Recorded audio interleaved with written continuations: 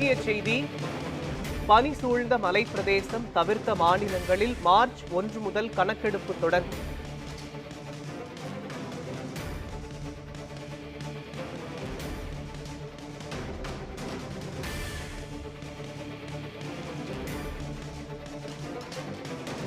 முக்கிய செய்தி: பனி சூழ்ந்த மலைப்பிரதேசம் தவிர்த்த மாநிலங்களில் மார்ச் 1 முதல் கணக்கெடுப்பு தொடங்கும்.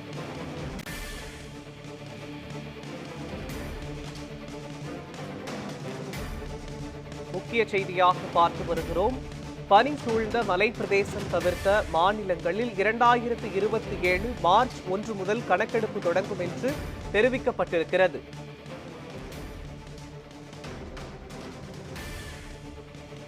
இதுகுறித்த விவரங்களை வழங்குவதற்காக நமது செய்தியாளர் டார்வின் இணைப்பில் இணைக்கிறார். டார்வின், வணக்கம்.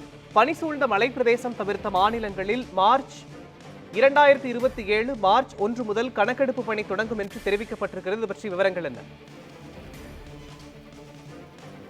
கடந்த 2011ஆம் ஆண்டுக்கு பிறகு மக்கள் தொகை கணக்கெடுப்பு என்பது நடத்தப்படாத நிலையில் தற்போது அதற்கான அந்த மக்கள் தொகை கணக்கெடுப்பு நடத்தப்படும். அதுவும் சாதிவாரியான மக்கள் தொகை கணக்கெடுப்பு நடத்தப்படும் என்று ஏற்கனவே மத்திய அரசானது அறிவித்திருந்தது. குறிப்பாக 2027ஆம் ஆண்டு இந்த கணக்கெடுப்பு என்பது தொடங்கப்படும் என்று அவர்கள் தெரிவித்திருந்தார்கள். அதன் அடிப்படையில் தான் தற்போது அந்த அறிவிப்பை அதிகாரப்பூர்வமாக அரசிதழில் வெளியிட்டு மத்திய அரசானது தெரிவித்திருக்கிறது.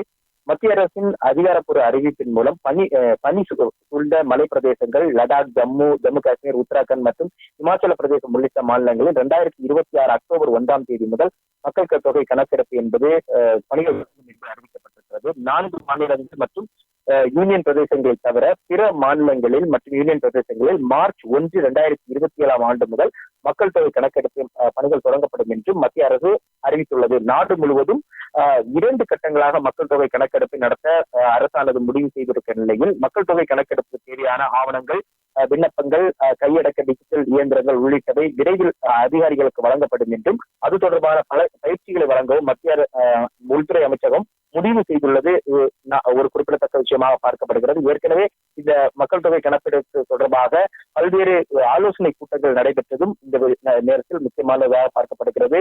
கடந்த 13 ஆண்டுகளுக்கு பின்பாக இந்த மக்கள் தொகை கணக்கெடுப்பு என்பது நடைபெற இருக்கும் நிலையில் சாதிவாரி கணக்கெடுப்பாக இது நடத்தப்படுவது என்பது குறிப்பிடத்தக்க விஷயமாகும்.